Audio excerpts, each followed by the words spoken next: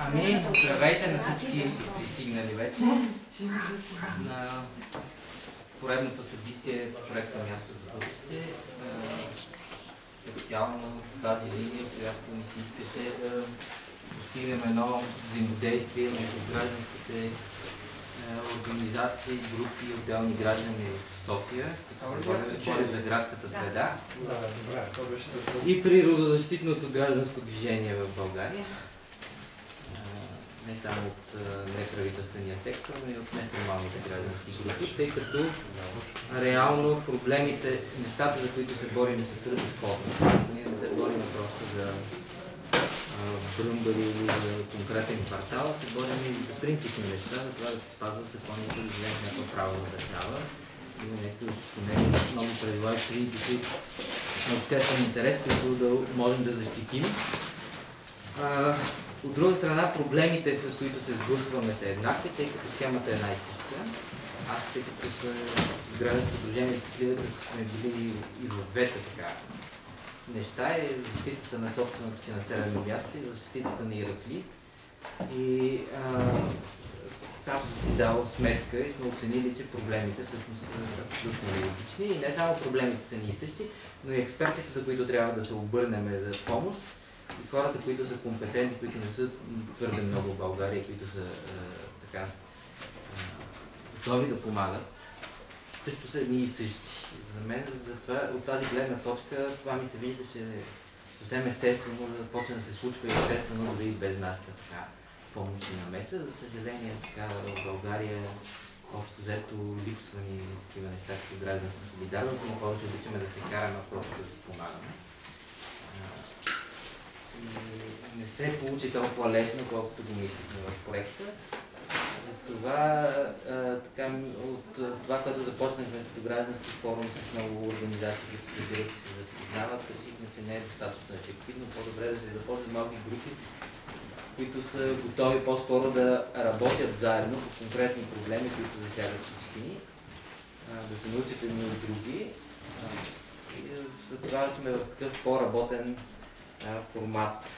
Като това, че сме се събрали тук, дължим в голяма степен на Надя Максимова, Ростислав и разбира се Дикарко Жабашев.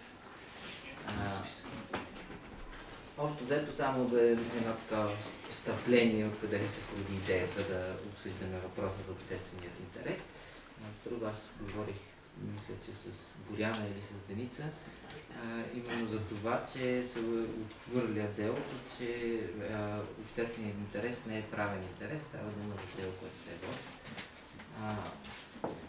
След това на дело, което ние спечелихме на първа инстанция в административния градски административен съд, адвокат Кожабашев ни беше адвокат, мисля, съпругата ми го води като физическо лице в случая. И то беше спечелено по всички критерии възможни.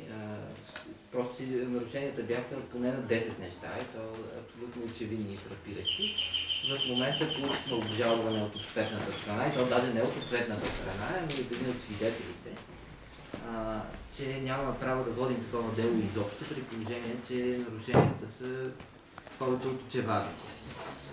В тази връзка ми се щеше да направим това чисто работно обсъждане, какво правим, как можем да защитим обществения интерес.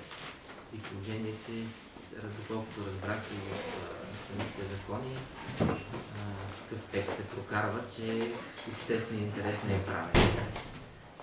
И предлагам да дадем думата направо на Капто Джабашев.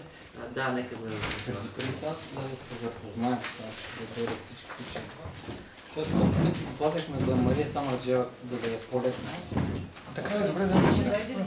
Тя ми каза, че ще дойде. Това беше вчера. Ако дойде, ще го установи да се протестирате, защото може и да не дойде Мария. Преди да започнем с речта на Капто Джабашев, само да моля да се представим, да знаем какви сме и защо. Тоест, разбрахме защо сме се събрали, да разберем какво. Може да почнем. От мен? Добре, аз съм Ивайло Плебаров, екологично движение за земята. Но аз съм адвокат Стоян Овчаров от Зелените адвокати. Петър Ненов, виртуален координатор към Място за бъдеще. Аз съм Виктория Иванова от гражданска група Хармония. Уча право. Аз съм Майя Кръстева и аз съм от Хармония и уча право. Боряна Шивачева, гражданско сдружение Бели звезди и общност на софийски граждански сдружения, инициатива гражданство Зелена София. Деница Тинанова, членува в Сдружение за защита на Реал Лосенец, също участва в общността.